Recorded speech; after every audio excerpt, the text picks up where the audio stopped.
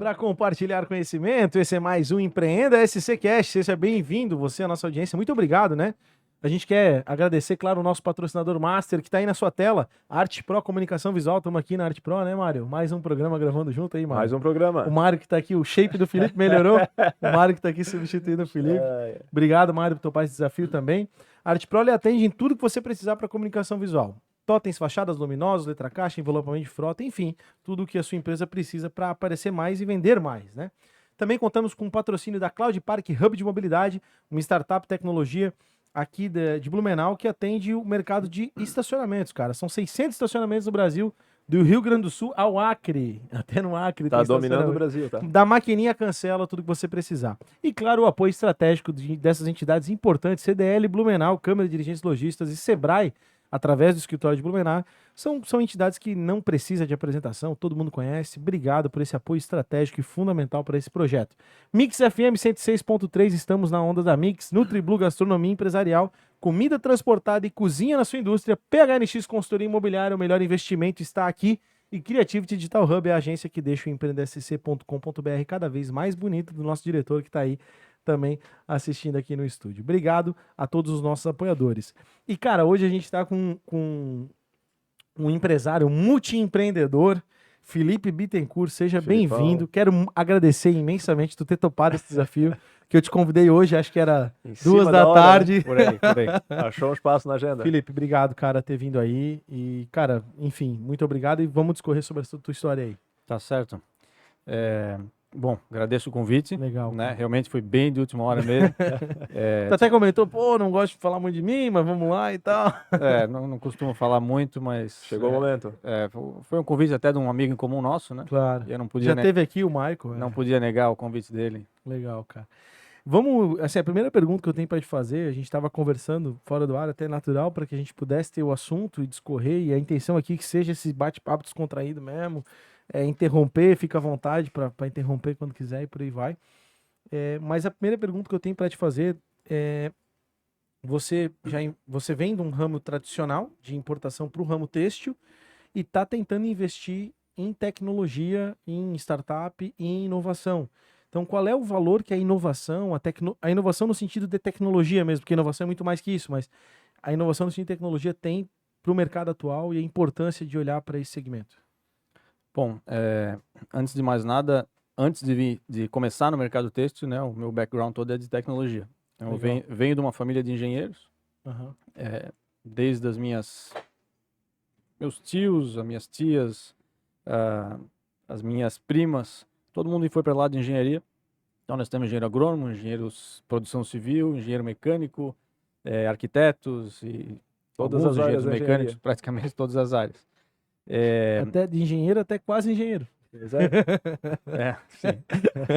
Que os arquitetos não escutam isso aí. Cancelamento. Cancelar a brincadeira. Já no começo? Manda bala. Então... Sempre foi uma área importante para ti? Sempre foi uma área importante e como todo engenheiro, eu acho que eu sempre gostei muito de resolver problema, né? Então, me dê um problema e me solta que eu vou ficar 2 horas, 3 horas, 4 horas, virar o dia tentando resolver o problema. E empreender é isso também, né? Resolver o problema, né? Exatamente. Quando tu falasse da área têxtil em si, e dessa parte de tecnologia e digitalização, principalmente, que é o que eu acabei focando, né? E tem toda uma conversa lá para até chegar nesse momento. Claro. A indústria têxtil é uma das últimas ainda que ainda não passou por um processo forte de digitalização, né? Tudo é muito feito no físico, tudo é muito no toque. É difícil que, até a gente conversou ali antes fora do ar, um de vocês perguntou, mas como é que faz para, né, a questão, o produto têxtil está digitalizado, mas eu quero tocar nele, eu quero ver como é que é, né? Então, claro, são vários desafios que têm que ser percorridos, uma mudança de cultura também que tem que ser entendida por parte de toda a indústria, para que a gente chegue de fato na digitalização que vai ser mais sustentável, vai ser mais barata, vai democratizar mais todo esse acesso às roupas e assim por diante.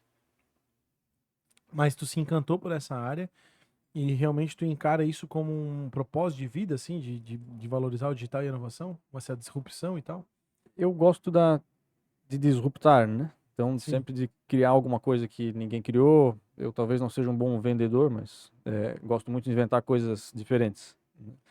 É, sim, Como todo bom engenheiro, né? talvez, né? Professor Pardal, né? Mas sim, hoje é algo que me motiva pelo desafio que se coloca, por utilizar aquilo que eu amo fazer, que é resolver problema e usando tecnologia principalmente, né? E outro desafio é que é algo super novo, poucas empresas de fato estão fazendo isso hoje no Brasil, é algo que já começou mais forte na Europa e nos Estados Unidos, mas que aqui está um pouco devagar. Então, essa ideia de trazer conhecimentos de diferentes áreas, né? Como é a tecnologia, como é a realidade virtual, um pouco de realidade aumentada também, mas mais realidade virtual, para resolver um problema de uma indústria que a gente conhece bastante. A nossa audiência às vezes não conhece a diferença entre realidade virtual e realidade aumentada. Eu queria que tu explicasse. E também, assim, tu teve uma formação nessa área, né? Tu foi buscar conhecimento profundo nesse sentido. Eu queria que tu falasse um pouquinho da tua formação e a diferença entre essas duas aí. Bom, como eu falei no início, eu sou formado em engenheiro de controle e automação industrial. Então, é uma engenharia que acaba... Já é meio robótica, assim, né? alguns chamam até de mecatrônica, né? Então, Uhum. assim, estuda um pouco de mecânica, um pouco de eletrônica, um pouco de elétrica, um pouco de informática, ou seja, passa por várias das áreas do conhecimento de engenharia, porque a ideia da engenharia de controle e automação industrial é que o engenheiro de controle e automação ele é o ponto central, porque para automatizar uma máquina você precisa ter conhecimento para coordenar uma equipe, né, de engenheiros eletricistas ou eletrônicos, engenheiros mecânicos, para botar todo mundo junto para fazer um o processo projeto, acontecer, né? para fazer um projeto, para coordenar isso aí, né? Não existe um Sim. braço robótico sem que tenha um bom engenheiro mecânico, um engenheiro eletricista e um pessoal de informática. Tem toda né? uma equipe por trás, né? Exatamente, são várias áreas de conhecimento em conjunto. Tua pergunta mesmo, desculpa, eu esqueci. Que As comparações, né? Ah, sim. Então, assim, eu fui para o Canadá em 2022, fiquei lá 8 meses estudando a fundo realidade virtual e aumentada. Uhum. A grande diferença da realidade virtual para a realidade aumentada é que a realidade virtual assim, vou tentar explicar, né, em termos mais básicos. A realidade virtual, você entra no mundo virtual, você não interage com o mundo real, mundo físico, mundo real. É aquele óculos que tu coloca. Muita Exatamente. gente já teve essa experiência, alguns não. Isso. Eu joguei um jogo de música muito doido, com sabre de luz e tal, não sei se já viu isso Sim, aí. Beat Saber. É um dos jogos mais famosos que existem E no animal, mundo. animal. Sim. E a realidade aumentada é quando você vê o mundo real, porém o mundo real está aumentado. Ele está... É como...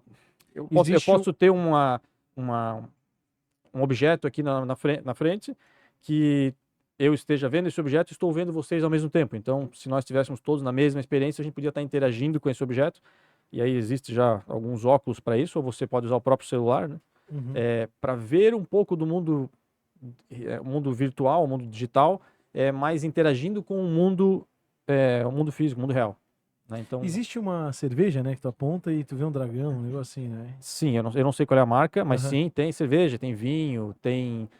a gente pode chamar tipo, tu bota numa câmera assim, aí aparece um negócio... Já viu isso aí, não? Ao redor dela. É muito doido, né? Os próprios filtros que a gente tem no Instagram, Snapchat, são também realidades aumentadas. Porque eles estão, né, você está vendo você mesmo, né, no mundo real. Ah, verdade. Né, e ela está aumentando, está trazendo alguma coisa diferente. Meu, tu vê, já virou comum, né, cara? Já virou comum, Já tá no dia a dia, a gente não percebe, lembra de antes? É verdade. E aí tem ainda a realidade mista, que é o mundo real interagindo com o mundo... com a realidade aumentada, vamos dizer assim. Então, você tem, quando, por exemplo, eu poderia estar dentro de uma fábrica, num estoque de uma Amazon, como eles têm lá, e aí eu estou usando um óculos e conforme eu vou andando e vou olhando com esse óculos, vai apontando, o produto tal está na baia tal, depois você vai nesse produto aqui, depois você pega outro produto e vai dando flechinhas, indicando onde é que você tem que ir. Vai direcionando, é o capacete do Iron Man, cara. Mas faz sentido. Seria uma realidade mista, né? Porque a realidade aumentada não... A realidade aumentada, ela não necessariamente precisa dessa interação com o mundo real. Tu tá falando aí, eu tô pirando, assim, tipo, Sim, cara, nas soluções de comunicação visual. Tu instala e uma pra fachada, vários- tá é. ligado? Aí a gente vende uma realidade aumentada, que o cara aponta pra fachada e aí tem alguma coisa diferente. E, Daria pra fazer, e né? para Daria- vários mercados, né, cara? Daria para fazer, tem algumas empresas que estão trabalhando exatamente nisso, porque hoje, imagina que você poderia ter um outdoor em branco, só com Sim. QR Code, né? E vamos supor, de novo, que no futuro você está usando óculos, seu óculos fosse aumentado. Então, todo mundo que estivesse usando óculos e passasse por aquele outdoor, cada um podia ver uma coisa diferente, dependendo de quem a pessoa é, né? No fim, não precisa nem de tela, só uma parede branca. Exatamente, exatamente. E, Tu e vê o aí, que é no final. e aí agora tem algumas empresas... Daqui a pouco os para-brisa dos carros vão vir com essa parada, tá ligado? Mas, de novo, alguns para-brisas de carro, né, já tem a velocidade, sim. algumas outras características ali do carro, já aparece também no para-brisa, né? Cara, o que que deu na tua cabeça para, vou estudar isso, velho? Da onde que veio essa vontade, assim? Cara, eu sempre fui entusiasta, eu até depois relembrando, mais ou menos quando eu tinha uns 12 ou 13 anos, eu fui numa feira aqui em Blumenau, e eles tinham um capacete gigantesco, colocava na cabeça, e tinha uma experiência de realidade virtual lá. Super, hiper simples, né? Isso estamos falando em 92, 93. Caramba! Faz tempo. É. E, sei lá, aquilo me chamou atenção, não sei se foi por causa disso, mas é algo que eu me lembro ainda quando falo em realidade virtual.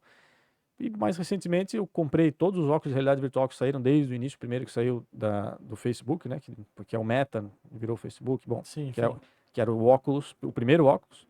E aí comprei o segundo, e comprei o terceiro, e eu era entusiasta para jogar, para ver o que dava para fazer e tal. E daí meio que também foi essa questão de ir para o Canadá foi meio ao acaso, porque nós planejamos essa viagem de fazer um sabático, e aí nesse da meio família e tal. com a família toda.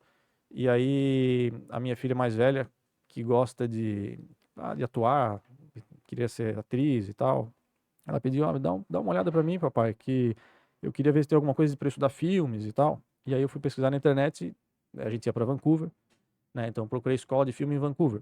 E existe uma escola chamada Vancouver Film School. Só que não é bem para isso. Então, quando eu comecei a olhar lá, tinha um curso de realidade virtual. E eu pensei, pô, já que a gente vai para lá, já que nós vamos estar em Vancouver, e a escola é uma das melhores do mundo nisso, pô, vou tentar né, me matricular para o negócio. Aí passei por uma seleção e tal, ganhei uma bolsa também, pagava uma parte dos estudos, Que legal. e aí acabei indo e Já fiquei lá. uniu o útil ao agradável ali, né? Aproveitou, Exatamente, né? exatamente. Mas tu vê, esse tipo de insight não é pra qualquer um, né? Exatamente. Essa mentalidade já é uma grande diferença, né? Tipo, vou tirar um ano sabático aqui com a família, mas já vou ver algo para adquirir conhecimento, né? Sim. Até para explorar um pouco isso, tu tens esse costume, assim, de buscar conhecimento nas coisas, no dia a dia e tal? É algo rotineiro para ti, essa necessidade de ganhar mais conhecimento? É natural ou tu desenvolveu isso? Não, acho que é natural. Não sei se por bem ou por mal, porque às vezes a sede de conhecimento é muito grande, né? Eu tenho esse mesmo sentimento. Eu acho que todo empreendedor acho que tem um pouquinho dessa sede de conhecimento, de estar querendo sempre conhecer uma coisa nova. Seja a sede de aprender, eu diria, né? Desde pequeno, eu acho que eu já tenho isso. E É uma evolução pessoal, né? Mas tem uma grande diferença também em quem gosta de adquirir conhecimento e em quem adquire e coloca em prática, né, cara? sim. Tu tens essa. Por exemplo, tem muita gente. Por exemplo, eu sou um cara muito eclético no sentido geral da palavra, assim, tipo, pra música e pra tudo que tu imaginar, né? Então eu tenho muito conhecimento que eu adquiro por adquirir e acabo não aplicando nunca, assim, né? Então acaba se tornando um pouco inútil, né? Apesar de que lá na frente a gente acaba entendendo por quê, né? Tipo, Sim. lá na frente. Uma hora aqui, tu usa, nem que é seja que o nem aquele mínimo do curso de mínimo, mas, caligrafia do Steve Jobs, né? Tipo, por que que ele fez aquele curso de caligrafia e no final ele desenvolveu as maiores fontes lá do sistema operacional. Mas enfim, a tua sede de conhecimento é nesse sentido das coisas aleatórias ou tu busca mais um conhecimento prático porque tu tá Não. precisando no momento? Eu, com certeza, o prático, né? Dá um super foco naquilo que precisa no momento, mas eu gosto muito de aprender várias outras coisas, porque eu acredito muito no insight que uma área traz dentro da outra, né? De novo, quando eu fui lá para o Canadá, eu não tinha a mínima pretensão de juntar a realidade virtual com a indústria têxtil. Zero. A gente ainda vai falar sobre isso, ainda não pontuamos isso. Da tua startup aqui agora, né? Sim, tanto que quando eu estava lá estudando, a gente tinha que fazer um projeto final para entregar lá no 7º mês. TCCzão, assim. E a ideia que eu trouxe inicialmente não tinha nada a ver com a indústria têxtil, zero. Uhum. E aí depois, sei lá, eu já estava com o projeto todo desenvolvido, o plano de negócio todo feito, e aí eu não sei porquê, mas de repente, acho que eu vou mudar esse negócio. Aí voltei lá, posso mudar o negócio? Não, pode, só que tem que entregar semana que vem. E aí mudei tudo, isso enquanto era o plano de negócio, né? Antes de entregar a solução por si. E aí mudamos, eu chamei até um outro colega para trabalhar comigo lá na época, porque é um cara que é um grande modelador, mais artista, né? Eu não sou muito artista, meu negócio realmente engenharia, número, resolver problema. 0 e 1, 0 e 1. Eu chamei um cara que era artista para fazer toda a parte bonita do negócio e deu muito certo. Mas É o Wozniak e o Jobs, assim. mas Ah, a brincadeira até me tirou do prumo. Mas vamos falar sobre essa tua startup, que a gente falou, juntar a aumentada com o têxtil, né? Depois eu quero discorrer um pouco sobre a questão cronológica, né? Porque a gente já morou em vários países, teve várias experiências fora e tal. Acho que é legal a gente falar sobre isso também na tua formação. Mas falando desse teu projeto mais momentâneo, que é uma startup, né? É uma startup real, né? é uma startup. Tu tá unindo realidade aumentada e realidade virtual.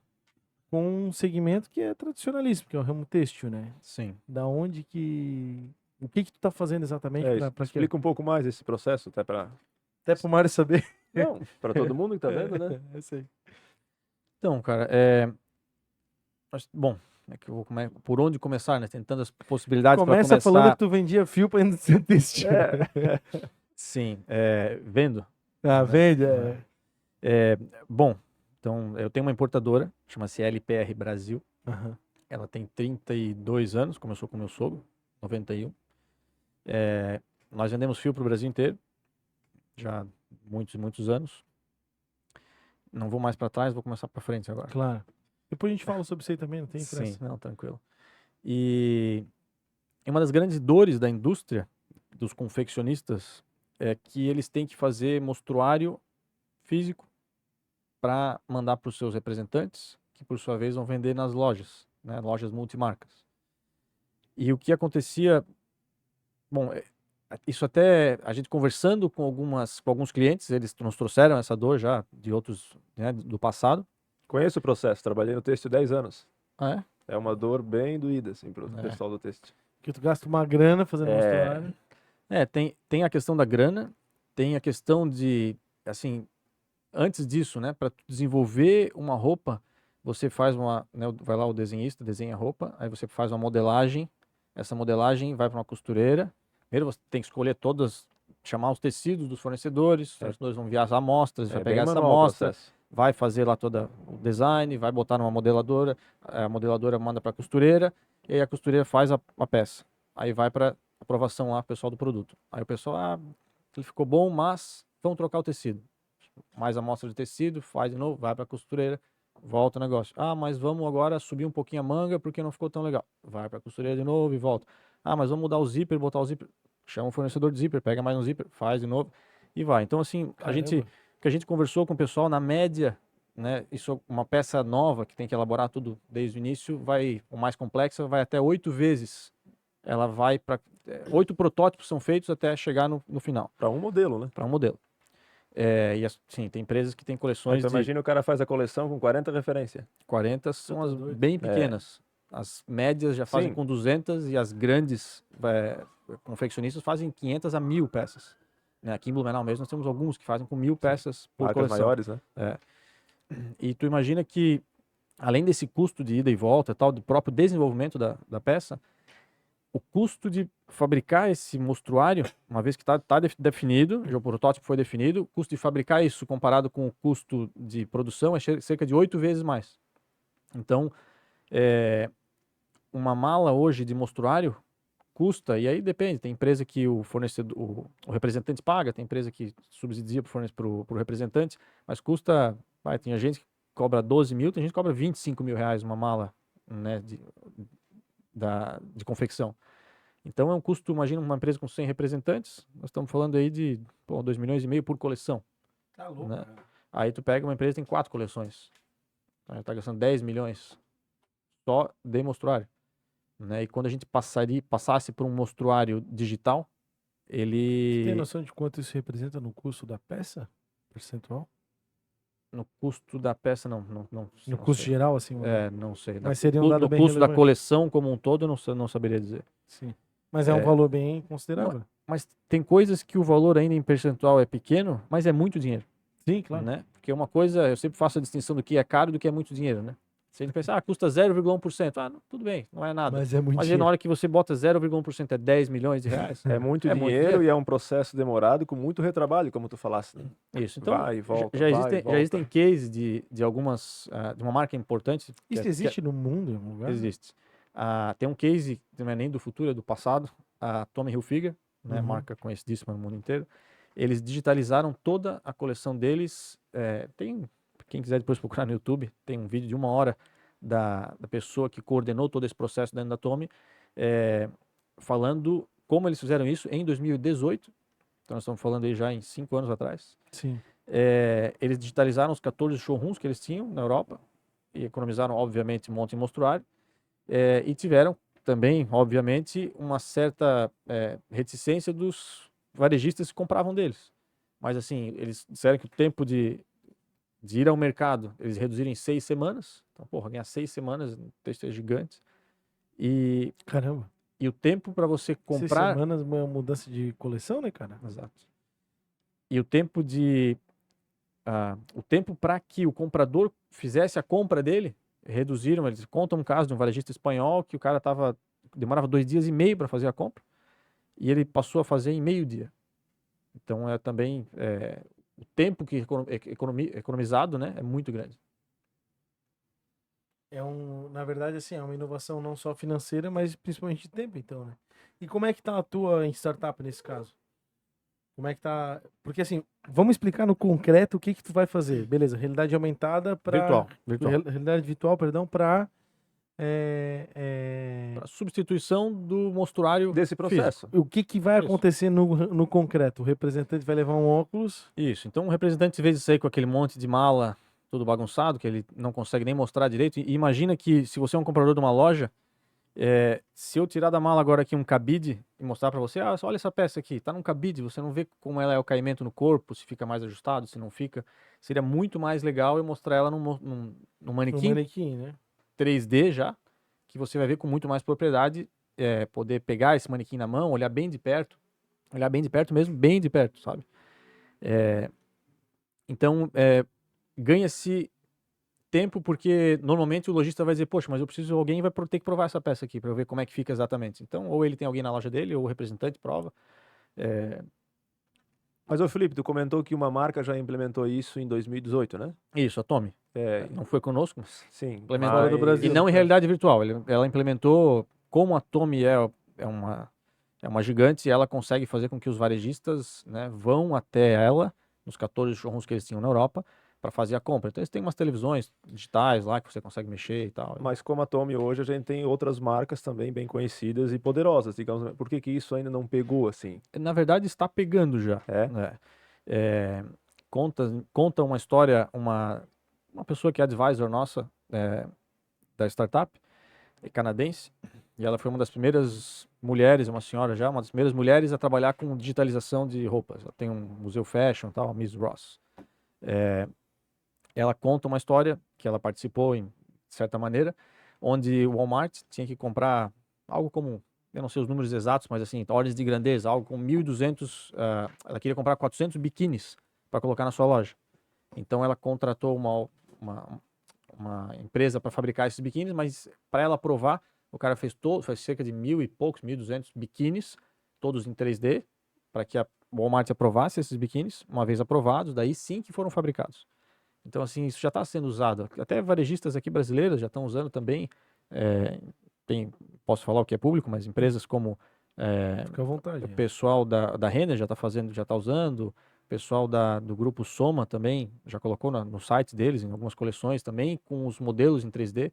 Então é algo que está acontecendo aos poucos e assim, vai acontecer de maneira muito rápida, né? Eu gosto muito de falar da questão dos 6Ds, né? Tem um cara chamado Peter Diamandis, ele fala dos 6Ds, que é a digitalização de um produto. E a gente está no D, que seria o deceptive, né? Que é algo que está acontecendo, mas a gente não vê. Né? Tem fazer uma brincadeira aqui. Imagina pegar uma folha, só para citar um pouco do que é exponencialidade. Né? Pega uma folha de papel higiênico, e dobra uma vez, né? Ela vai ficar 2. Aí você dobra de novo, vai ficar 4. Dobra de novo, vai ficar 8. E assim vai. Quantas vezes você tem que dobrar uma folha para que, uma vez toda ela dobrada, você consiga pegar a distância daqui da Terra até a Lua? Tem noção? Não faço nem ideia. Chuta o número. Ah, Quantas vezes tem que dobrar? Dobrei 500 uma, dobrei duas, vezes. dobrei 3, dobrei 4. 500? sei lá, tô chutando. 1.000, 1.500, 2.000, 10 Vai mil. chegar uma hora que não consegue mais dobrar, né? Na verdade. Não, com certeza vai chegar uma hora que não consegue dobrar, mas supondo que você consiga dobrar, Sim. É porque vai duplicando, né? Vai. isso, querendo ou não, sempre duplicando. sempre Quantas duplicando. vezes? 42 vezes. Não é muito, é igual ao investimento. 42 vezes. Mas dobra uma folha 42 vezes. Então, assim, Aí que tá o segredo. até chegar na 10ª vez, pô, tu olha, não mudou nada, tá desse tamanho assim, talvez, né? Uhum. Mas quando chegar na 40ª, o negócio, pronto, chega na Lua, né? 42ª. Então, Loucura, a questão da exponencialidade é a mesma coisa, essa questão da transformação para o 3D, né, de todo o processo de desenvolvimento da indústria têxtil, do que é feito hoje em 2D, na mão, para o 3D, ela já está acontecendo de maneira muito sutil, mas em várias empresas. E vai chegar uma hora que o negócio vai virar muito rápido, quem não estiver acompanhando vai ficar para trás. A gente falava disso até num outro episódio que a gente gravou, né, Mário? O mercado muda muito rápido em relação a isso. E a gente tá vivendo um momento muito de transição, assim. Nós somos de uma geração, até um pouco mais velho, mas a gente pegou aquela transição. A nossa geração foi no olho do furacão da transição pro digital, né? Tipo, eu tive, sei lá, o meu primeiro computador foi um Pentium 4 1.6 GHz com 64 GB de memória. E acho que 2 de RAM, sei lá, alguma coisa assim. E era muito bom, tá ligado? E hoje Era uma nave, né? eu acho que o meu celular é, sei lá, Infinitamente 50 melhor. vezes melhor do que aquele Mais que computador. isso. É. E aí a gente falava sobre vamos usar a palavra medo, a semântica da palavra talvez não seja a melhor, mas vamos usar a palavra medo, né, apreensão dessa mudança, porque isso tudo vai gerar uma série de desdobramentos muito drásticos, assim, uma série de profissões que vão deixar de existir, uma série de questões sociais que vão se agravar e tal, né? Como é que tu enxerga isso tudo, cara, essa evolução? Nessa cabeça de engenheiro muito voltada para a área da tecnologia, eu tenho certeza que tu deve consumir conteúdo pra caramba nesse sentido, né? Sim. Como é que tu enxerga isso, nessa questão da automação e tal, do mundo, assim? Bom, com a realidade, com a inteligência artificial agora, Aham. eu acho que fica difícil prever, assim, né? Mas até então, para a maioria das profissões, cara, morre uma profissão, nasce duas, né? Se a Sim. gente É o que a gente ia pegar, falando antes, né? se a gente pegar o que Mercado. se falava, esses dias eu vi um amigo meu postou um negócio falando do que as crianças em 75, sei lá, achavam que ia ser o mundo no ano 2000, ia ser tudo automatizado, não ia ter mais profissão nenhuma e que um monte de coisa ia acabar, e não é o que acontece. Hoje a gente tem muito mais profissões do que tinha na nossa época quando a gente, sei lá, nasceu, né? Então, não sei, eu acho que eu não tenho medo disso. Claro que para algumas coisas vai haver uma substituição, né? E não sei, eu sou muito cético nessa questão, eu até hoje não vi acontecer. Claro que pode acontecer, eu acho que a inteligência artificial vai dar uma mudança bem grande nisso, mas eu continuo na opinião de que morre uma profissão, nasce duas. Tens essa visão? Eu acho que sim. Bom, a minha base é filosófica e sociológica, assim, muito por autodidata nesse sentido. Pelo Uhum. amor de Deus, não sou não me considero um filósofo nem sociológico, nem sociólogo, mas gosto muito dessa área. Filósofo sou um pouco, né? Porque para ser filósofo a gente não precisa de formação, né? Tem umas proezas, né? A gente fica refletindo sobre a vida. Mas a gente fala, eu fico refletindo sobre o que os dados estatísticos vêm trazendo acerca da diminuição da população humana, né? E da grande produção que há, enfim, e essa questão da automação. Engraçado que isso converge na real, porque se diminui a população. Mas há uma visão de mundo onde haverá necessidade de que governos intervenham numa distribuição de renda para que o mercado exista. Tu acredita em algo nesse sentido ou nada a ver? Ou é viagem? É uma pergunta bem De filosófica. certa forma, o governo já Essa intervém, né? redistribuição de. Tu acredita tu acredita que a gente vai viver num mundo com menos gente num futuro? De certa forma, já tem essa intervenção do governo, né? A pandemia, eu acho que é algo relacionado a isso, cara. É uma Também. mudança completamente. Eu, na verdade, sempre quando eu penso nos futuros, eu penso em probabilidades, Claro, né? mente matemática, né? Eu não consigo não acreditar que isso possa acontecer, entendeu? Assim, eu acho que é uma chance considerável, né, de que vamos viver no UBI, que eles falam, né? Universal Basic Income. Eu acho que há uma possibilidade, mas, de novo, isso tem que ser feito. Porque, claro, a partir do momento que a gente está falando em robotização e que uma pessoa é dona do robô e essa pessoa vai lucrar tudo sozinha, então vai ficar tudo o dinheiro para o cara. Aí depende das leis que vão ser feitas, né? É muito complicado, né? Porque se eu sou dono de todos os robôs trabalham todos para mim. É foda, né, cara? Vamos agradecer nossos patrocinadores. Daqui a pouco a gente volta com mais uma pergunta. Na tela aí, Arte Pro Comunicação Visual, a nossa patrocinadora master. Tudo que você imaginar, totens, fachadas, letra caixa, envelopamento de frota. O que mais tem, Mário? Projeto especial, tudo que imaginar, né? Tudo relacionado à comunicação visual da tua marca, da tua empresa, Arte nós Pro. cuidamos. Cloud Park, Hub de Mobilidade. Nossos parceiros, obrigado aí, o Johnny, o Renato, nossos parceirões. São uma startup de estacionamentos, cara. Gestão de estacionamento do Rio Grande do Sul ao Acre, 600 estacionamentos no Brasil, da maquininha até a cancela. Tecnologia. CDL Blumenau e Sebrae. Obrigado, CDL Blumenau e Sebrae. Dispensam a apresentação, duas entidades fundamentais para a realidade do empreendedor local. Realmente muito importante para o desenvolvimento desse ecossistema. Obrigado por acreditar nesse projeto. Estamos nas ondas da Mix 106.3 FM, a Rádio Mix Blumenau. Nutriblu, gastronomia empresarial, comida transportada e cozinha na sua indústria. PHNX, consultoria imobiliária. A sua imobiliária, o melhor investimento está aqui. Creativity Digital Hub, a agência que deixa o empreendedor.com.br mais bonito, do nosso diretor que está ali no celular assistindo a gente. Postou um story agora porque eu pedi. Obrigado, diretor. Ô, Felipe, a gente divagou por esse mundo filosófico, vamos falar de realidade, né? A tua cronologia aí, cara. Como é que foi a tua formação? Onde tu começou? Eu queria que contasse um pouco das histórias dos lugares do mundo onde tu já morou. Sim. Achei bem interessante isso, até quero discorrer um pouquinho disso. Acho que o Mário também vai ter bastante dúvida nesse sentido. Bom, eu comecei fazendo engenharia na Federal de Florianópolis. Na parte de automação, como foi? Isso, engenharia de controle e automação industrial. Aí durante a minha formação de engenharia, eu acabei fazendo uma graduação sanduíche, que a gente fala. Era um programa que na época a CAPES patrocinava 1 ano para engenheiros de quarto, com o 3º ano já feito aqui no Brasil. Então fiz uma prova, fui selecionado, a gente morou, digo a gente porque foram selecionados 100 alunos no Brasil todo. Massa, cara. E aí fomos morar, cada um numa cidade diferente, até um pessoal foi para a Alemanha, outros para a França, eu fui para a França, para Toulouse.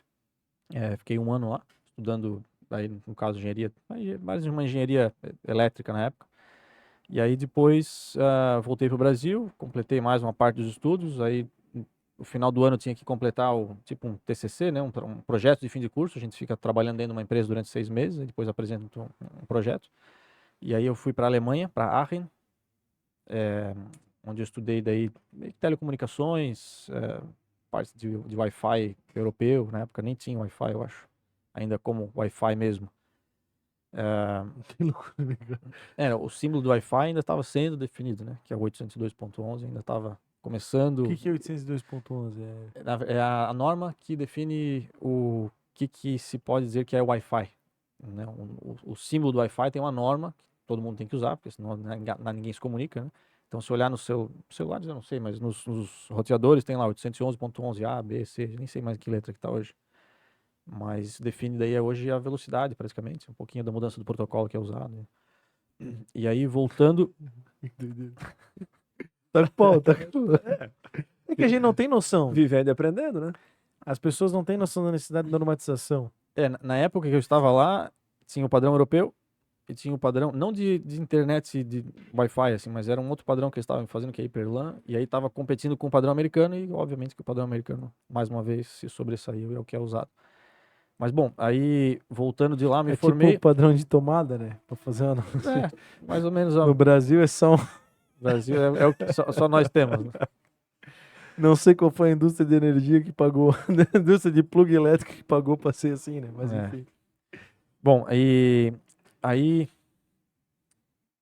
voltando pro Brasil, então, eu me formei, acabei indo para a área de... Acabei fazendo mestrado, eu tentei alguns locais, umas empresas que eu queria ir para o ramo de consultoria empresarial e tal, mas não deu muito certo na época que eu tentei, eu não estava preparado ainda.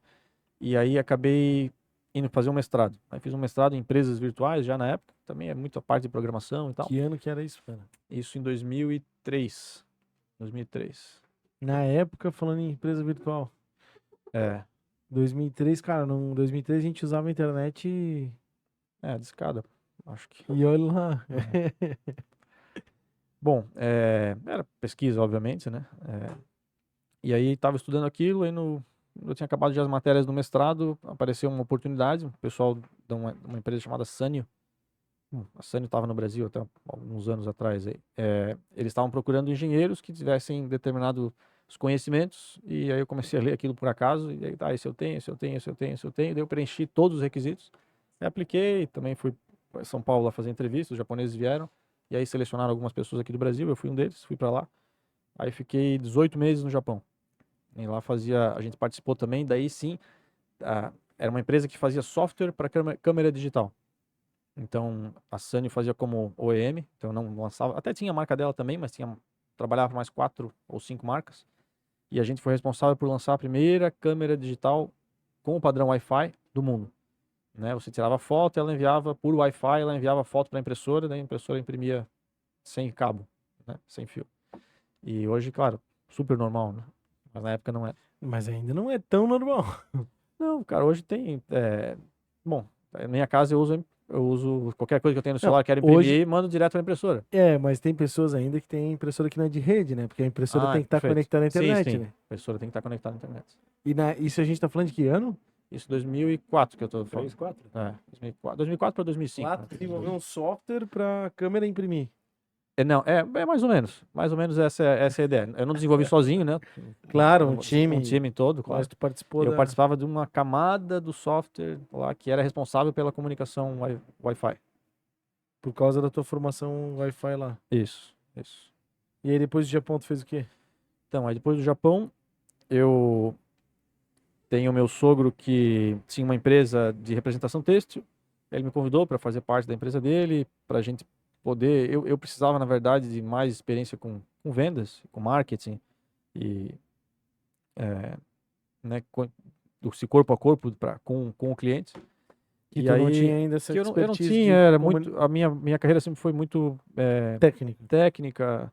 E aí eu voltei de lá, a gente decidiu fazer um trabalho junto e aí começamos a trabalhar com importação de matéria-prima, de fios têxteis, na época, que ele trabalhava só com o mercado local no Da Brasil. China ou do Japão? Não, do Japão a gente não. Do Japão, até a gente tinha um fornecedor japonês, trabalhou muitos anos conosco, mas depois saiu do mercado. Aí a gente trazia da China, da Indonésia, do Vietnã, da Malásia, da Turquia, da Índia. A gente trabalhava com 15 países mais ou menos. E aí tu começou a fazer esse trabalho de importação. Isso, aí começamos a atender os clientes que ele já atendia, só que com importação. O negócio, graças a Deus, deu muito certo. Nos tornamos um dos maiores do país e assim permanecemos, Se graças a tornou teu Deus. core business, na verdade, a parte de vendas. E aí a parte de engenharia praticamente ficou apagada durante muito tempo, né? Claro que a gente tentou desenhar a empresa muito como um sistema automatizado, se a gente pode assim dizer, né? Usar a engenharia de processos, né, para montar os processos todos, como cada um tinha que trabalhar, uma pessoa quando chegava nova na empresa já recebia um manualzinho e tal. Então tentamos organizar a empresa como se fosse de fato um algoritmo, né? Eu gosto de dizer dessa maneira. Nós temos os inputs, né? Então o pessoal sabe o que tem que fazer, seguir o processo e sempre que dá um erro, né, a gente se reúne a turma toda, não interessa quem cometeu o erro, mas o porquê do erro, né? Então a gente estuda o porquê do erro e aí toma as decisões de controle para retroalimentar e não acontecer de novo. Então eu vejo isso, de fato a empresa como se fosse um algoritmo onde a gente tem uma retroalimentação toda vez que há um erro. Então o erro a gente até antes dessa cultura toda de dizer o erro é bem-vindo, a gente já tinha essa mentalidade muito tempo atrás de que acontecer um erro legal, vamos então pegar esse erro e vamos melhorar o que a gente já faz. E processo é um grande problema das empresas hoje, na real, né? Um dos maiores, né? Nas empresas, nas pessoas, né? Mas é verdade. A vida verdade. não deixa de ser um processo e se você não cuidar para entender os processos que você passa e retroalimentá-los, né, toda vez que há um erro, que há um problema, a gente acaba não podendo ser mais efetivo, né? Sim, com certeza. Mário, quer mandar? Como é que foi morar no Japão? Cara, foi bem legal. Quanto tempo principalmente ficou lá, Felipe? 18 meses. 18 Um ano e meses? meio, exatamente É um uma ano e grande meio. experiência, né? É. Não, foi bem legal. que tem de mais Querendo ou não, tu diferente, tens assim? um grande contato com a cultura local, tudo, né? Sim, sim. Não, foi a primeira vez que eu fui para a Ásia, né? Então, o japonês, na época, falava muito pouco inglês. Então, a gente teve que aprender algumas coisinhas para pedir informação na rua e tal. Mas logo que eu cheguei, eu não tinha essa informação. E eu tinha que chegar no aeroporto com 2 malas gigantescas e sair lá do aeroporto, e pegar um trem e ir até uma cidade, que eu já não lembro o nome, onde o pessoal ia me encontrar lá. E aí depois ia fazer um monte de processo e depois eles iam me levar para minha cidade mesmo, que era mais longe, eu tinha que ir de avião de novo. A cultura japonesa é bem fechada. Bom, também O isso que todo, foi mais todo mundo difícil se sabe. adaptar lá? Alimentação? Cara, eu não sei, eu me adapto a qualquer coisa, na verdade. É. Eu não tenho dificuldade em nada, assim. Mas, tipo assim, esse choque de realidade, beleza, eu cheguei lá, né, pouca gente falando inglês e tal, qual foi a coisa mais inusitada, assim, que tu não imaginava que tu fosse viver, sei lá, algo diferente, assim, pra gente ter uma noção pra Porque audiência. querendo ou não, é Porque uma por mais que cultura pra ti seja totalmente, normal, mas o Japão é uma cultura totalmente totalmente diferente, diferente, né, né? cara? Milenar, né? É. Sim, sim. O que me surpreendeu. Bom, me surpreendeu eles não falarem muito bem o inglês. Eu pensava que falariam melhor. Me surpreendeu o fato de que eu trabalhava numa equipe, como foram alguns brasileiros selecionados. Aham. A gente trabalhava numa equipe bem coesa, mais entre os brasileiros do que entre o resto do pessoal. E já tinha um grupo de brasileiros que tinha ido um ano antes que eu. E o que me surpreendeu é que o nosso grupo normalmente trabalhava melhor e mais rápido do que os japoneses. Então, assim, a nossa formação aqui não deixa em nada a desejar do que os caras têm lá. Isso também me surpreendeu. Eu pensei que eu ia super ficar, sei lá, não para trás, mas tivesse que correr e tal. E a maioria A gente não era tanto assim. a gente tem essa coisa aqui de que o asiático é Mas, de mais certa inteligente, forma, Não, digamos assim. eu diria que talvez na média, sim, né? Mas a gente tem gente aqui Tão boa quanto. tão boa quanto ou Ou até melhor do melhor. que eles, assim, sabe? Isso também foi uma surpresa positiva. Outra coisa é que eles realmente trabalham demais. eles têm um volume de mão de obra muito grande lá, né? Não, eles trabalham bastante a questão, o número de horas, né, que eles trabalham. E não porque precisa, mas porque, pelo menos falando na época, porque o salário deles depende disso. Então, quando o cara é contratado numa empresa, ele considera o salário dele até as, sei lá, 5h30, 6 horas da tarde, e depois ele considera toda a hora extra que ele vai ter trabalhando até as 10 da noite. Então, quando a gente trabalhava lá, tinha um pessoal que ficou... bom, a gente trabalhava lá, todo mundo ficava até as 10 da noite. Aí eu primeiro fui sozinho para ver como é que era e tal, daí quando deu certo, aí minha esposa foi. Uhum. 4 meses depois. Então, nesses primeiros 4 meses, eu trabalhava junto com os japoneses até as 10 da noite, às vezes ficava até as 2 da manhã, quando tinha que entregar um projeto no outro dia que estava atrasado e tal. E o japonês, aí teve um determinado momento, bom, primeiro que a minha esposa chegou, daí eu comecei a sair às 5 horas. Porque eu, né, ia dar atenção para ela, tal, deixar só, não conhecia ninguém ainda e tal. E o pessoal, pô, mas tu vai sair às 5 horas? Mas o pessoal vai te olhar diferente. Diz, pô, meu trabalho já está adiantado, eu tô esperando uma semana, tô esperando o pessoal me alcançar, né, eu vou embora. E aí teve essa questão de que os brasileiros daí ficaram mais surpreendidos do que os próprios japoneses. Os japoneses falaram, tá bom, tá tudo. Se ele não tá atrasado, pode ir embora. Né?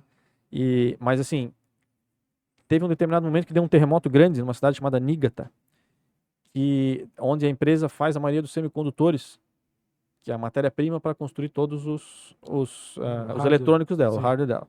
E deu um terremoto grande, a fábrica acabou com a fábrica. E por conta disso começou a dar uma crise na empresa, porque começou a atrasar tudo.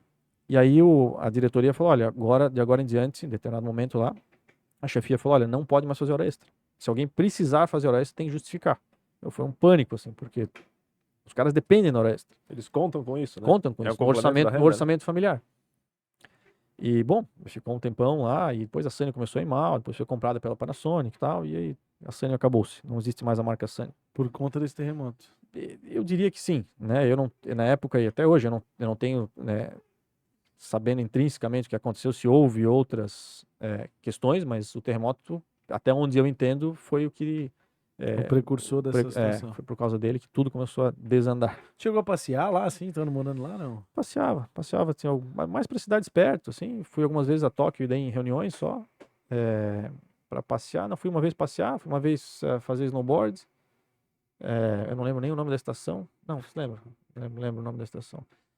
Fui uma vez só, ficamos 2 dias fazendo com a minha esposa lá, fazendo snowboard. E tu fez amizade com japoneses, assim, cara, que mantém até hoje ou não? Enfim, Não, ou teve uma não. amizade profunda, assim, de algum Não, japonês? eu fiz amizade com os brasileiros, né? A maioria eram descendentes, obviamente. Só tinha eu e mais um cara que não eram descendentes. Com os japoneses eu acabei fazendo amizade com uma pessoa, porque lá a gente entrava para trabalhar, chegava num negócio para trocar um vestiário, e aí trocava de roupa, botava o uniforme da empresa, todo mundo tinha que usar o uniforme, bonitinho, mesmo os engenheiros e tal, todo mundo bem. E aí tinha um cara Era que tudo padronizado, né? tinha um cara que me viu, estrangeiro e tal, ele, pô, começou a falar inglês comigo. E queria aprender inglês, né? O inglês dele era bem limitado, assim. E aí ele falou, pô, vamos eu não lembro agora, acho que era sextas-feiras, toda sexta-feira a gente se encontrava e tomava café da manhã junto na empresa dele. E aí aquele cara ficou meu amigo. Não era nem da minha divisão, um cara que gostava muito de viajar, a gente falava, daí ele falava inglês, ele me ajudava, aí na cafeteria lá que a gente tava, ele me ajudava a fazer os pedidos, porque a moça da cafeteria obviamente não falava inglês.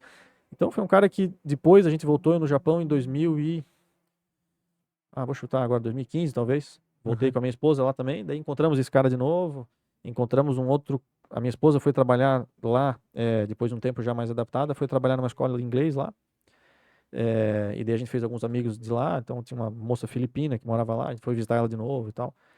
Mas o resto do pessoal, a gente nem conseguiu encontrar mais. Os e-mails todos mudaram, porque não era. Todo mundo usava o e-mail de trabalho, que era @sanio, tal. Aham. E aí ninguém mais tinha esses e-mails também, perdi o contato com todo mundo. Que ano que foi que tava lá mesmo? 2004 e 2005. Faz bastante tempo, na E real. tu ficou bastante tempo, querendo ou não, o cara acaba fazendo uma amizade ou outra. Eu tinha Por mais que seja amizade poucas, daí mas... com o pessoal que. Eu entrei no time de futebol, né? Porque era brasileiro, mas jogava futebol com a gente. E uma coisa, bom, inusitada é que o time de futebol, eles de fato treinavam, né? Você imagina uma empresa, então jogava contra outras empresas, mas os caras tinham, vamos jogar futebol com a gente. Eu fui lá jogar, aí cheguei, os caras estavam treinando cruzamento, treinando passe de um É que lado eles pro são outro. disciplinados em todas as áreas, né? Daí eu falei, Querendo pô, e a gente não vai jogar? Não, hoje é só treinamento. Hoje é só... Aí eu fiquei decepcionado, né? E realmente quando a gente chegava no jogo não tinha entrosamento nenhum, porque os caras quase não... Se aqui no Brasil hoje ninguém treina, né? O pessoal vai lá pra bater bola e tal. Sei lá. Esse é o treina treino, jogando, né? Esse é o Exatamente, treino aqui, né? Exatamente. Mas os caras estavam realmente treinando passe, assim. Uma coisa. Que loucura, né, cara? Mas é uma questão de cultura, né, cara? Essa questão do método, do processo, acho que é bem japonês, né? Sim, acho de que eu tudo acredito. ter regra e tal, né? Sim. Tu morou na França, morou no Japão e morou no Canadá também, né? Na Alemanha, 6 meses só daí. E no Canadá, esses 8 meses, últimos 8 Tu meses. falou snowboard ali, né? Tu curte então esporte? Pratica alguns Bastante. outros? É? Eu participo de vários esportes, né? Qual é o teu maior hobby? Qual é o assim? teu maior?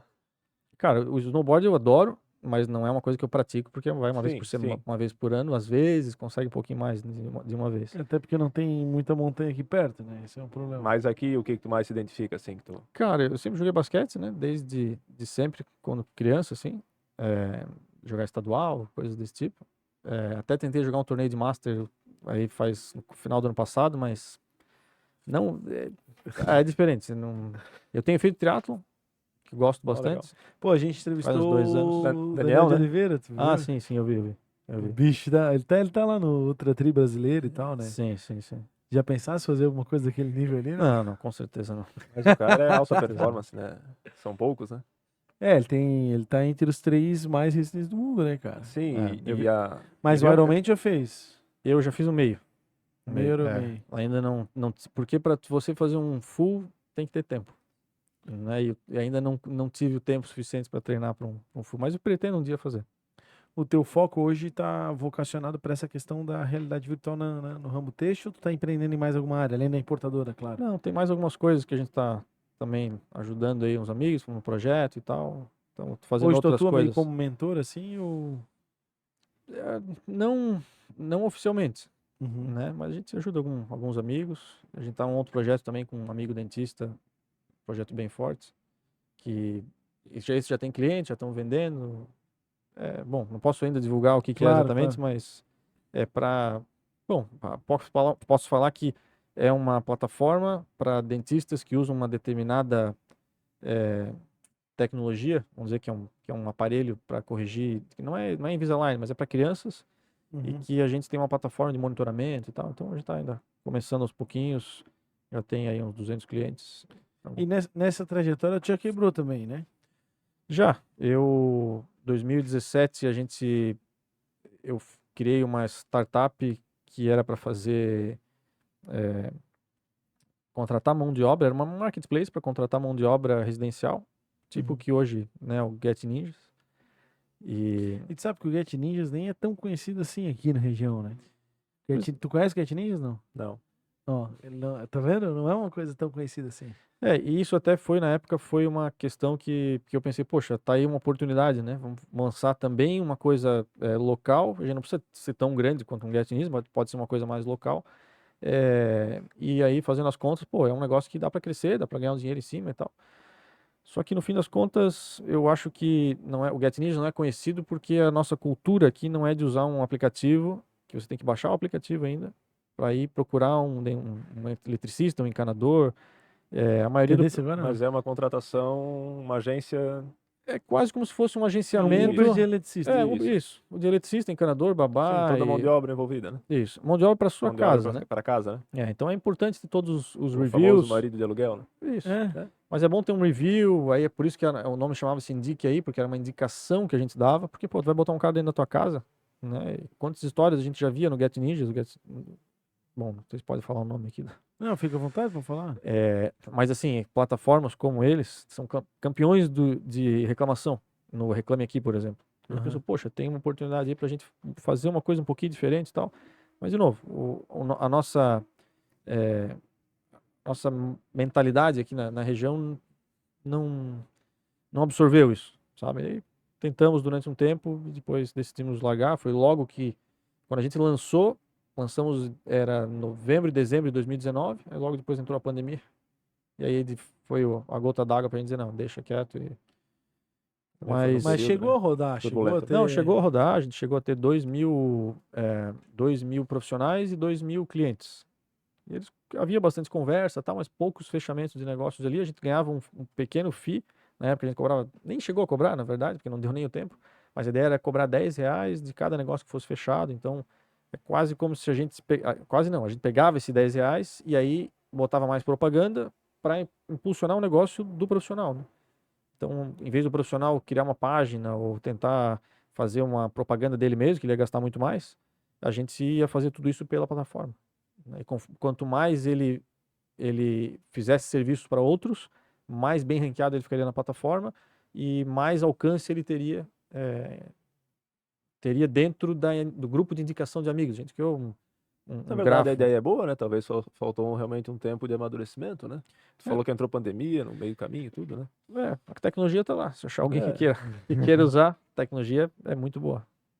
Tu sentiu o que mais na pandemia, assim, no teu mercado têxtil, teu core business e tal? O mercado têxtil, acho que todos eles, mas o mercado têxtil, que é o que eu posso falar, quando entrou a pandemia, travou totalmente, né? A gente tinha. A primeira coisa que aconteceu foi que o pessoal da Ásia parou de embarcar coisas, porque lá chegou primeiro. Então parou de embarcar para o Brasil. Então os brasileiros todos ficaram, meu Deus, eu preciso da mercadoria e os caras não estão embarcando. Cara, tá tudo fechado, não tem como embarcar. E aí depois o negócio se inverteu. Então eles ficaram um pouquinho melhores, conseguiram começar a embarcar, só que aí nós fechamos. Aí os caras diziam, não manda mais. Então foi 2 momentos assim de bastante trabalho, porque a gente tinha que uma hora resolver um lado, outra hora resolver outro lado e tentar chegar nesse meio termo. Mas logo em seguida, por ter pouca matéria-prima dentro do mercado, houve um boom de necessidade de matéria-prima, isso já mais para quando a pandemia começou a se resolver, né? Mas naquele período que a gente não sabia o que ia acontecer, que o mundo ia acabar e tal, a gente foi para dentro de casa e começamos a inventar um monte de coisa. De novo, a minha cabeça não para nunca.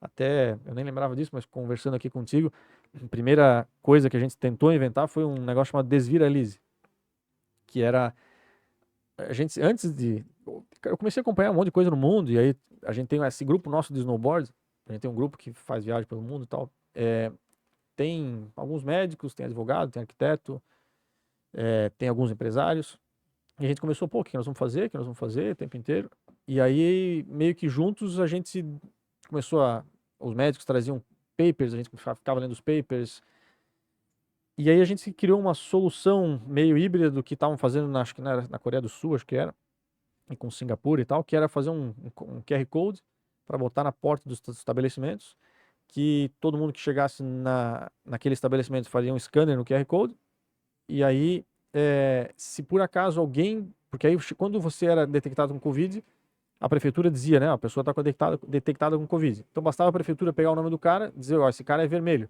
porque agora ele está com Covid. Então, todo mundo que teve naquele estabelecimento, nas horas X e Y, antes do cara ou depois do cara, vai ficar amarelo. Então, o amarelo não pode entrar nos... Não é que não pode entrar, né? Aí, claro, a prefeitura que iria decidir o que faria. Mas um controle de acesso para mais ou menos saber onde é que a pessoa esteve, e a gente não precisaria revelar o nome da pessoa, porque a pessoa ela não precisava dizer, dar o nome dela, só a pessoa ficaria sabendo que ela é amarela, ou que ela é verde, ou que ela é vermelha, e assim por diante. Mas bom, aí criamos esse negócio, chegamos a falar com aí um dos amigos nossos que é advogado, mostrou para uma prefeitura da região aqui, do litoral. Aí o cara, pô, a gente quer isso aí. Aí a prefeita chamou a gente lá, a gente foi lá, conversou isso em plena pandemia. Saímos, lembro de eu saindo de carro aqui, fui até lá, e aí conversamos com ele, não, vamos fazer. Em quanto tempo deixa o software pronto? A gente precisa para a semana que vem. Daí eu tenho o pessoal que faz software pra gente, por causa da... Eu disse, tá bom, semana que vem tá pronto. Aí na outra semana a gente foi lá, apresentou, mas bom, política não é a coisa mais fácil do mundo. Não compraram e tal, ficou por isso mesmo. Mas a gente não tinha nada para fazer também, não perdemos grandes coisas. E a outra coisa que a gente inventou daí durante a pandemia foi, acho que algumas pessoas devem conhecer, que é um lenço de anti-embaçante para óculos. Chamava-se Outfog. Sachêzinho, né? Outfog, vinha num sachêzinho, abria ele, usava. E claro, a gente teve a ideia num determinado momento, a gente sentou eu e mais os meus outros 2 sócios, para decidir, vamos fazer, não vamos fazer. A gente tinha trazido uma amostra meio que sem muito compromisso, para ver o que dava. Tá? Um deles é dono de ótica. Murilo? Isso. Ah, que legal. Qual é a Esse? ótica? Já vou mandar. Ótica Celso. A ótica Celso. Legal. Fiz o totemzinho dele, o totemzinho de venda do mostruário do produto. Ah, Bem legal. nessa época aí. Legal. Bom, e aí a gente decidiu num determinado dia, 15 dias depois a gente estava faturando já, e mais 7 dias a gente começou a entregar os produtos. Isso tudo tinha que vir da China, a gente botar na embalagem aqui. Então tudo isso, fizemos um negócio muito rápido e muito Em pretexeira, assim. mais ou menos um Pretec. Isso muito por causa dos aprendizados que a gente teve no Indique aí, que infelizmente não deu certo, mas se a gente conseguir trazer muito desses aprendizados, eu acho que eu não teria feito se eu não tivesse tido os aprendizados anteriores. Sim. E a gente rodou um negócio, vendemos quase 1 milhão de peças em 90 dias. Caramba, cara. E antes não tinha mais ninguém que fazia, só nós. A gente sempre escutava, daí quando chegava lá pelo dia, sei lá, o 80º dia, a gente escutava, mas tem gente que tá trazendo. Cara, tem. Não tem. Não compra nós. Aí o cara comprava nós. Mas passou os 90 dias, daí, claro, todo mundo começou a invadir o mercado, tinha tudo que é marca, tinha um monte de gente trazendo produto ruim e tal, mas aí acaba baixando os preços e tal, e aí ficamos com o negócio mais mais um ano, e aí decidimos também encerrar. Mas foi lucrativo. Foi bem lucrativo. Valeu a pena fazer. Muito, muito. Não, foi... Mas simplesmente foi saber- descontinuaram ou... Não tem mais demanda, né, pro produto. É porque era pra máscara, né? Tu bota a máscara e vai ser óculos, lembra? Isso. Eu ofereci isso aí, Cara, eu falei disso pra um monte de gente, eu cara. comprei Eu olhava de o cara de alguém máscara e isso falava, aí. claro. Cara, o cara tem um produto ali que é Cara, fantástico. eu ganhei isso aí de alguém, cara. Eu comprei nós de tivemos- alguém. E foi uma sacada, né? Foi uma sacada. E nós tivemos 2 apelos bem interessantes. Um é que os representantes de ótica estavam todos sem fazer nada, porque as óticas estavam todas fechadas, né? Não porque precisava estar fechado, mas não tinha demanda. Chegou numa oportunidade absurda ali. Bum. E aí a gente trouxe uma oportunidade para eles trabalharem, e outra ótica também estava fechada, porque o cliente não ia lá na época de pandemia comprar óculos, trocar óculos. Então o cara dizia, pô, vem na ótica, tem um produto novo aqui para ti, que é assim, assim, assado, vem pegar aqui na ótica. Daí o cara ia para a ótica e já provava um óculos novo, sabe? Então era uma Movimentou maneira o de mercado. movimentar a ótica. Então foi bem... O mercado da importação sofreu bastante nessa época, né? Porque o frete e tal aumentou bastante, né, cara? Sim. O frete aumentou, foi um pouco depois daí, o frete começou a aumentar, mas o pessoal tirou muito navio do mercado, né? E aí os fretes começaram a subir. Tinha um frete a $15 mil em um container de 40 pés, que já foi no passado até $150, e já foi também, hoje tá, sei lá, $2 mil no frete. E chegou Então, a 15 mil. Chegou a 15 mil. Mas ninguém tava preparado pra esse rolê, né, cara? Não. Foi um negócio meio... Pegou o mundo desprevenido, a verdade é essa. Né? Todo mundo sentiu um pouco, né? Dizer que a gente passou por isso, né? Parece que não dá pra acreditar. A né? gente esquece, né? Até Aconteceu difícil de faz... dizer, né? Quando falar 2019, que daí entrou a pandemia, mas, pô, 2019, cara, parece que foi É que ontem. né? realmente, né? Pô, dizer que estão fechando as portas, ficar em casa, trancado, parar as empresas, foi algo meio que Não, ninguém inacreditável, assim, acreditava, né? né? Filipão, hoje na operação da importadora tem quantas pessoas aí envolvidas no processo? Nós temos umas 15 pessoas, eu acho. E atende quantos clientes aí no mercado? Uns 200 clientes. Então é um negócio que realmente considerável, assim, né? 200 clientes, pô, tu atende cliente grande, pequeno, médio porte. Atendemos. Tem um nicho específico, assim, de malha, de fio? Não, se o cliente compra fio, importa fio, né? A gente atende. Porque tu comentou que já é um negócio da família, já tem alguns anos, né, de mercado, né? Já tem 32 anos. 32 anos, né? Começou em Mas já 91. era importação ou era só revenda Não, de começou a fio? importação quando eu vim do Japão, né? Meu sogro teve essa visão de pensar isso, né? Outros concorrentes dele estavam fazendo a mesma coisa. E aí eu vim para fazer isso e o negócio foi aos pouquinhos dando certo. A gente foi incorporando um ou outro serviço a mais e tal. E Expandiu, né? expandimos, a gente faz logística hoje também, faz bastante coisa. Ah, faz entrega também. A gente cuida de tudo, de porta a porta. Se a empresa, e assim, não só em fios, a gente está trazendo agora outros produtos para outros tipos de empresas, de outros mercados também. O nosso core é ainda O fios, têxtil. fios e fibras têxteis, é o têxtil. Mas tem pessoal da indústria de aço que traz coisa conosco, tem uma outra empresa que queria desenvolver um mercado de papelaria e tal. Aí ele falou, pô, eu queria desenvolver isso, vocês conseguem me ajudar? A gente vai lá, ajuda o cara a achar fornecedor, decidir quais são os melhores fornecedores. Porque Cara, você tá já aí. tem a ponte, né? A conexão, né? Isso. Então a gente faz toda a ponta para ele, frete, tudo, entrega na porta dele, inclusive faz simulações, quanto custa, quanto não custa, melhor maneira de trazer, se tem toda a engenharia tributária que mais interessante para ele trazer, né? Se usa o benefício tal, se traz pelo porto tal, então. Faz toda a É logística. triste a gente ter que falar em engenharia tributária, né, cara? É complexo pra caramba, né, cara? O que pega mais no mercado da importação, assim? Tipo, é muita taxação específica de produto, né? Tu tens um time mesmo que faz a parte contábil e tal, ou... Não, a parte contábil a gente, né, tem uma contabilidade para fazer isso, mas a gente tem um time que entende da parte de tributação o suficiente para poder dizer quais são as melhores opções, né?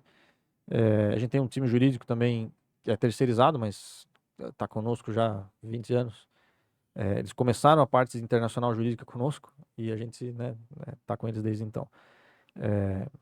Não é uma coisa fácil, mas que para nós, no fim das contas, é o dia a dia, né? Então, Claro, vocês estão, não é o core de vocês, então vocês vão É. saber fazer, mas é complicadíssimo, né? não, tem muita lei e as leis mudam constantemente. Então, toda vez que a gente vai recomendar alguma coisa para um cliente, tem que pegar aquilo lá de novo, ver se não mudou nenhuma das leis que, né, se ontem não mudou alguma coisa. E aí diz, não mudou nada, continua a mesma coisa. Os Aí, políticos adoram mudar de ideia também, né? não, já acontece nessa parte aduaneira, muita mudança. O produto tinha uma importação com, sei lá, 18%, agora é 16%. Ou agora lançaram um negócio que, se for um produto especificamente com um detalhezinho, vira para 2%.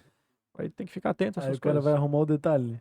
Regra de origem, porque tem Muda com produtos que frequência. vêm que tem algum tipo de nova assinatura entre Brasil e Índia, que se comprar da Índia é mais barato, porque tem menos imposto do que se eu comprar da China. Então, dependendo do produto, tem esses incentivos para comprar de determinados países. Então tem que ficar sempre de olho nesses detalhes que são bem importantes. Vamos agradecer nossos patrocinadores mais uma vez, né, Alemão? Bota na tela aí, Arte Pro Comunicação Visual, nossa patrocinadora master, a empresa responsável por esse estúdio maravilhoso. Obrigado. Tudo que você precisar, totens, fachadas luminosas, letra caixa, projetos especiais, envelopamento de frota, tanto o Mário aí quanto a equipe da Arte Pro pode lhe atender. Cloud Park, hub de mobilidade, empresa responsável por mais 600 estacionamentos no Brasil. Uma galera que, através da tecnologia, percebeu a necessidade e hoje atende aí do Rio Grande do Sul ao Acre, da Maquininha Cancela, nossos amigos da Cloud Park. CDL Blumenau e Sebrae Santa Catarina dispensam a apresentação, sempre auxiliando o empresário, tanto na parte de network, parte de conexão tão importante. É a consultoria que o Sebrae sempre dá para o micro e pequeno empresário. Obrigado, CDL Blumenau e Sebrae, acreditarem na gente. Estamos nas zonas da Mix, Rádio Mix FM Blumenau, NutriBlu Gastronomia Empresarial, a empresa comida transportada, cozinha na sua indústria, e a empresa responsável por nos alimentar aqui no Empreender Cast. PHNX Consultoria Imobiliária, os seus imóveis em Blumenau, região, um ótimo investimento para você. Creativity Digital Hub, a agência que deixa o empreender.com.br cada vez mais bonito, do nosso diretor que está aí. A tua empresa. É muita coisa, né, cara?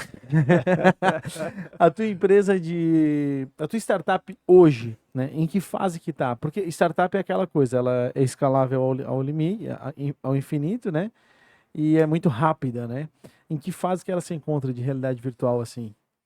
Ela tá no início, a gente está com o MVP pronto e talvez até mais, eu gosto de chamar de MVP, mas já é um produto que já é vendável, né? Não é só mínimo, ele já tem, ele está pronto, tá sendo vendido já, né?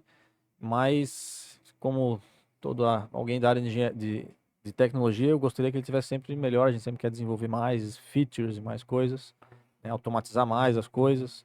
Isso Facilitar cada vez mais. é uma coisa também, assim, na primeira startup, eu acabei automatizando coisas demais que no fim das contas não precisaria ter feito, porque não houve realmente demanda do cliente para que isso fosse automatizado. Por mais que faz sentido automatizar, mas só faz sentido automatizar quando ganhar uma certa escala. Sim. E então dessa vez eu não estou gastando para automatizar algo que ainda não tem escala. Então assim, eu já tenho todo o roadmap para fazer algumas automações que precisam ser feitas, mas a gente não o fez ainda porque a gente ainda não entrou na parte de escalar a empresa, né?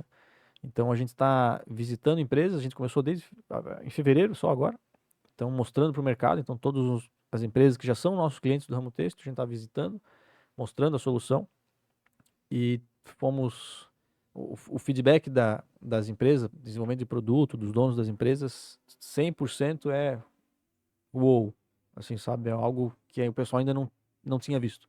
Seja das empresas que estão mais na frente, quanto das empresas que ainda nem pensaram nisso. Mas o feedback é muito legal, assim. Então é promissor, digamos assim. É bem promissor. A gente agora até, Representantes das indústrias têxteis vão estar tudo com óculos virtual agora. Ó. se Deus quiser. É uma mudança de mercado bem E vai ter grande, uma né, nesse mudança segmento. grande, porque esse ano vem coisa. Pensou nós projetar a fachada do cliente, cara? O cara botou o óculos e tal. Já temos Interessante isso ideia, aí, né? sim. Vai ter bastante lançamento de hardware novo esse ano, né? Finalmente, espera-se que a Apple venha com o hardware dela, né? Com o óculos dela. A gente, antes disso, eu estava comentando ali da fase, a gente foi aprovado hoje até num programa de aceleração, que o Sebrae que está por trás, mas tem uma empresa do ramo que está patrocinando esse programa. Então, é a primeira vez que nós vamos, de fato, fazer um programa de aceleração com todo um time lá de desenvolvimento e tal. Foi bem legal. Foi aprovado hoje, inclusive, né? Tu Isso. comentou. Hoje à noite, agora eu recebi o e-mail, era 7 horas da noite. Do Sebrae, né? Não é o Sebrae, ele está junto, mas ele não é o principal, a principal empresa por trás. Mas as metodologias são do Sebrae, junto com a TXM, tem mais uma outra empresa de tecnologia que também está por trás como uma empresa maior que está dando apoio para as startups que vão entrar junto, que fazem sentido junto com o negócio dela. Que massa, cara. É bacana a gente ver alguém local aqui, né? Se referenciando e buscando, né? Mercado tão uma coisa tão disruptiva, tão inovadora, realmente, Sim, Pelé. sim. Espero que daqui uns 5, 6 anos ou 10 anos tu olhe esse programa e diga, pô, tá vendo? Olha lá, eu contei a história de quando eu comecei a empresa e tal. E vai ser uma revolução no texto, porque o texto, como a gente falou antes, ele é um mercado nesse sentido Sabe que atrasado, se for parar para ver, né? Esses processos. Tu Das gosta- grandes eu vi que tu empresas é gosta- uma que está menos digitalizada, né? Tu gosta de história também, né? Tu estudou história, né? Alguma coisa nesse sentido? Eu vi algo nesse sentido, eu tô viajando. Não, acho que tá viajando. Bebeu demais. Eu achei que era. Muita Não, água. tava no currículo, não. Não, acho que não. Então eu viajei, então era outra pessoa que gostava de história. Mas enfim, né, um dos objetivos do podcast também é registrar esses momentos históricos, assim, né? Porque é uma biblioteca que fica, né? Se o YouTube não falir, vai estar lá e tu vai poder consultar esse material. Sim, sim. Então, de alguma forma, é legal, né? Sim, não, com certeza. Fazer esse registro também da tua história, trajetória, isso é bacana. Sim, eu acabo usando pouquíssimo rede social, praticamente não posto nada, praticamente não posto nada. Não tenho realmente o hábito de fazê-lo, mas Aham. vai ficar aqui então pelo menos um registro de algumas coisas aí que a gente tem feito, com certeza. Mas é bacana, Bacana. cara. É bacana a gente aprender a compartilhar, sabe? Porque de alguma forma isso volta pra nós, sabe? Sim. E tu tem muito talento aí pra expor pro mundo. Eu lembro quando a gente tava conversando, pô, não sei se vamos ter assunto pra 1 hora e já passou de 1 hora frouxa. Já Tá deu ligado? uma- O tempo flui pra caramba. Filipão, a gente vai fazer umas perguntas agora, que é assim, ó. Não, nada demais as perguntas, mas eu peço que tu responda intuitivamente. Tu não pense muito. E até vai ser curioso. O Difícil. que vem na mente, né? Eu quero que tu pense assim, sem refletir muito. Não tem nada demais as perguntas, tá? E também não precisa ser rápida. A resposta pode se alongar, mas que tu não pense muito pra começar a falar, entendeu? Manda bala aí, mano. Então, Felipe, o que que define um bom vendedor? É processo. Sempre Processo? fazer o mesmo processo, sempre fazer a mesma coisa, bater no cliente toda hora, fazer a mesma coisa. O meu sogro que sempre foi vendedor, né, vem com uma história sempre de jogar o gato pra cima. O que acontece? Sempre cai de 4 patas. Ele disse, não, sempre fazer a mesma coisa. Vai Água lá, liga mole, pro pedra cliente. dura, tanto bate até É que isso aí. fura, né? Porque o não é certo. Sim. Que massa, velho. Mas é. Na real, assim, a maioria das vezes a galera É. responde não necessariamente. O Ricardo acho que falou, né? Que não É chutar por existe. gol, né? Só É. faz o gol quem continua chutando, né? É isso aí. É, O que você mais observa ao entrar numa loja para comprar um produto ou serviço? o problema é responder rápido. O que eu mais observo, tá, talvez a maneira que os produtos estão colocados. É que eu não observo muito, eu vou no produto sempre que eu quero e já vou. Quando eu vou entrar numa loja, eu já sei o que eu quero. Cliente Vou direto no obstinado. produto. Mas é legal falar isso, sabia? Porque é verdade, tem cliente que é assim. Eu sou assim. Eu vou num lugar para comprar o que eu já sei que eu quero comprar. É, eu também sou assim. Mas a gente Mas eu acho que o homem já é um pouco mais característico mas a disso, né? gente sempre cai naquela gondolazinha que tem um chiclete e leva o chiclete. É aquela estratégia do varejo, né? Sempre tem uma coisinha ali. Manda lá o. Felipe, o que que é gestão pra ti? Processo. Mais uma Processo? vez. Estabelecer critérios claros e. Saber, as pessoas têm que saber o que elas precisam fazer e eu não acredito em micromanagement, né? Elas têm que passar para elas o que que elas têm que fazer, o que se espera delas e deixar elas trazerem para você como elas querem fazer aquilo e claro, chegar num acordo, né? Se de fato é possível fazer daquilo da maneira que elas querem, mas deixar elas fazerem. O óbvio tem que ser dito, né? Muitas vezes sim. Sobre prevenção jurídica, já foi processado? Teria como ter se prevenido? Valoriza a prevenção jurídica? Eu acho que nunca foi processado, mas eu acho que valorizo sim a proteção. Talvez até por causa disso. Sempre nos prevenimos. Eu acho que o Felipe vai responder essa pergunta um pouco ao contrário dos anteriores, né? Eu também acho. Tem controle absoluto das tuas finanças, Felipe? Mais ou menos. Ah, eu achava que era um cinzaço assim, tá ligado? Eu não sei se os empreendedores têm muito controle. Boa. E é verdade. É Na verdade, essa pergunta ela é até um pouco provocativa, porque na verdade, a gente não consegue ter controle absoluto de quase nada, né, cara? Na vida, né? Sim, Desconsiderar o acaso é um Sim. erro, né? sim, com Porque tem certeza. coisas que a gente não tem como controlar. Na né? verdade, tem poucas coisas que a gente tem controle na vida. É. Pouquíssimas. Até sobre nós mesmos, às vezes, não rola um controle. Né? Exatamente. Loucura, né? Mas é uma realidade. né? Eu fiquei pirando aqui na cabeça. Não vou. O filósofo. Eu gosto. Eu gosto, infelizmente. Felizmente eu gosto. Claro, sim, Tu gosta de ótimo. filosofia, já? Tu tem essa visão de Não, eu gosto. refletir sobre o mundo, fé, Sim, espiritualidade, eu gosto. Mas religião, etc. mesmo a pergunta de antes, né? De gestão, processo, se não perguntaram como eu faço gestão, né? O que eu acredito na gestão. Uma exato. coisa é a gente acreditar e buscar aquilo, mas se de fato a gente faz exatamente como prega, são coisas diferentes. né? Acredita em Deus, Felipe? Acredito. É? Acredito porque chega um momento que a gente não consegue explicar, né? É, exatamente. Tem aquela, né? A ciência é um copo d'água que você se afoga e no fim encontra Deus, tá ligado? É um negócio assim, não é? Tipo, tu se afoga no ateísmo, mas no fundo do copo tá lá. E essa crença, já que entramos nesse assunto aleatoriamente, existe uma prática religiosa ou é tipo, não, existe algo além e ponto? Se eu tenho prática religiosa, É, cara, eu acredito muito. Como é que eu vou dizer? sem saia justa aqui, pelo amor de Deus, sinta-se à vontade, né? Não, eu acredito muito em fazer cada um ter a sua própria crença e fazer isso dentro de si mesmo, assim. Não acredito que eu precise ir para um culto, que seja de qualquer tipo de culto, para me conectar comigo mesmo, ou com algum tipo de criador ou coisa assim. Eu acredito muito em No energia, fim, muita questão de energias, coisas desse tipo assim. no fim, a religião acaba sendo religar, né? Conectar-se a si, ter essa reflexão interna. Eu ia fazer essa pergunta antes e acabei esquecendo, vou fazer agora. O que tu acha dessa iniciativa, assim, de compartilhar ideias, sentar na mesa, conversar sobre empreendedorismo, negócio?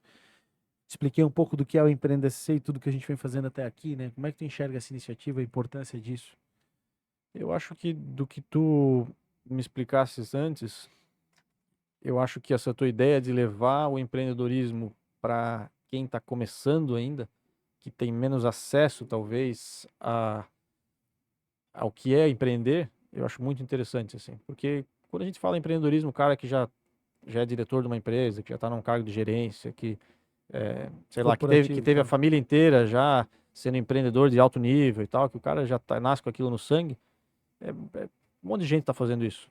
Né? Mas mostrar para o cara que hoje tá ali no emprego, né, que uma posição não tão alta dentro da carreira, para que ele comece aquilo, às vezes não tem ideia, porque o pai nunca empreendeu, os amigos dele nunca empreenderam, todo mundo trabalhou na fábrica a vida inteira, e aí tu mostrar para ele, pô, pode empreender, a maneira de fazer, eu acho que... É uma escola, né? Isso aqui é uma escola de empreendedorismo, né? É onde a gente quer chegar. Eu acho bem legal, assim, de focar no pequeno, né? Legal. Mário, mais alguma pergunta tua? Então, acho que é isso aí. Filipão, pra gente fechar, com certeza teve um dia à noite no Japão que tu te viu sozinho e não foi nada agradável. Talvez tu tava triste naquele quarto, olhando pra toda aquela circunstância e pensando, puta Terremoto acontecendo. O que eu tô fazendo aqui, puta né? que paral, né? O que eu tô fazendo aqui? A mulher não tinha chegado ainda. O que o Felipe de hoje, com todos esses resultados, histórias, falências e inovação e resultados financeiros estrondosos, o que o Felipe de hoje diria para aquele cara triste lá naquele quarto, no Japão, lá sozinho, desesperado que a mulher não chegou ainda? Cara, eu diria para continuar que o negócio vai dar certo e que a gente não tem controle de fato sobre a vida, praticamente. É sempre fazer o melhor todos os dias. Fazer o melhor não para nunca? Faça o melhor que você puder fazer todos os dias. Isso até um pouco do que a gente fala na empresa, a gente não tem muito meta. A meta é chegar e vender tantos R$ 1.000, vender tantos containers, vender... Cara, vende o máximo que tu conseguir vender hoje. Amanhã, zera de novo, vende o máximo que tu conseguir. Então, eu acho isso, assim. Se prepara ao máximo, porque o dia de amanhã vai chegar e tudo que tu te preparou vai valer a pena pro próximo dia. Show de bola. 1% melhor a cada dia em todas as áreas da vida, né? É isso aí. Filipão, cara, obrigado. Fico muito feliz e honrado Obrigado de pelo fazer esse convite. registro. Obrigado por ter aceitado assim de supetão, né? Tipo, vamos lá, nem conheço o cara, bora, tá ligado? Pô, Achar um obrigadão espaço mesmo. na agenda, né? Agradecer o Michael, né, que conectou a gente. E parabéns pela tua trajetória. Espero que daqui a alguns anos a gente possa conversar de novo nessa mesa aqui. Obrigado. Se a tua escola não estiver muito grande, né? Por que não, cara? Bora junto. Você que tá no YouTube, se inscreve no canal, ativa o sininho para receber as notificações e, claro, compartilha com seus amigos aí nas plataformas de streaming também. Deixe seu like, compartilhe. No empreendasc.com.br você encontra muito conteúdo sobre empreendedorismo, negócios, economia para desenvolvimento pessoal e profissional. Valeu, muito obrigado. Valeu, galera.